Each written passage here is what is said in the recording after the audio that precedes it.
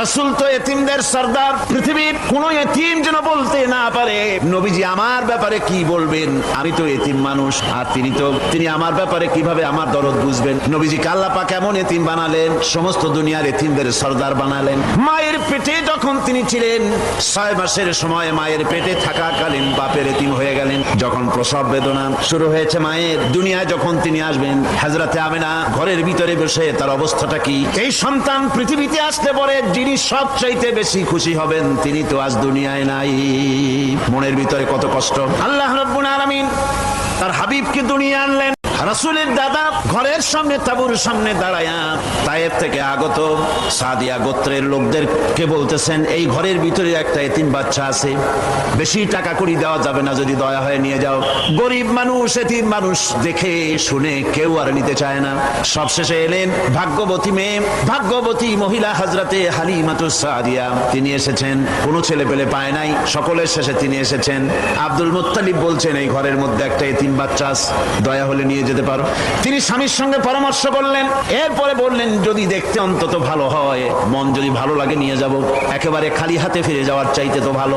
হযরতে হালিমা বলেন, আমি ঘরের মধ্যে প্রবেশ করলাম, মা আমিনার কোল থেকে শিশু মুহাম্মদ সাল্লাল্লাহু আলাইহি ওয়াসাল্লামকে যখন আমি কোলে নিলাম, আমি হুজুরের চেহারার দিকে নজর করে দেখলাম, আমার কাছে মনে হলো যেন পূর্ণিমার চাঁদটা আমার কোলে ধরা দিয়েছে।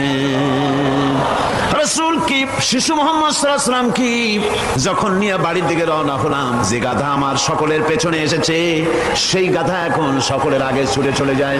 এরপরে বাড়ি যখন নিয়ে গেলাম, কুয়ায় পানি বাড়লো, গাছে ফসল বাড়লো, খেজুর গাছে খেজুর বাড়তে লাগলো, জমিনে ফলন বেড়ে গেল। রাসূলের দুধ বোন সাইমা রাসূলকে নিয়ে মুহাম্মদ সাল্লাল্লাহু আলাইহি ওয়াসাল্লাম তাকে দোলনা নিয়ে দোল দিতেছে। কি আশ্চর্য অবস্থা!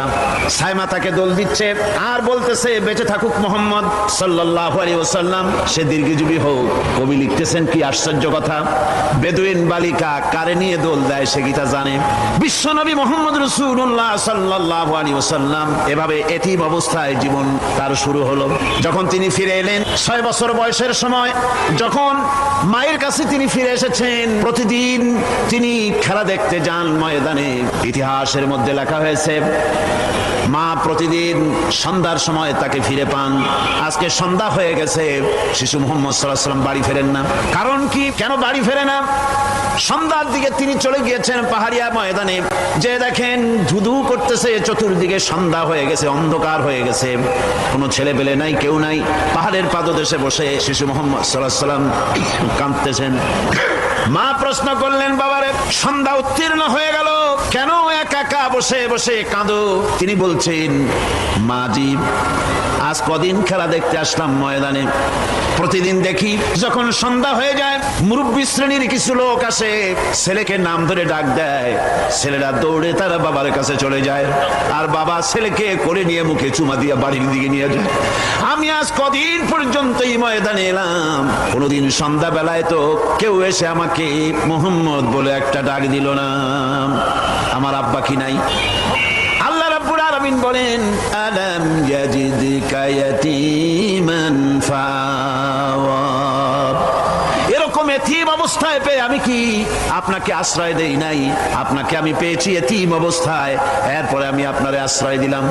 ওয়া ওয়াজাদাকা দাল্লান ফাহাদা, এরপরে আমি আপনাকে পথ হারা পেলাম, আমি আপনাকে পথের দিশা দিয়া দিলাম।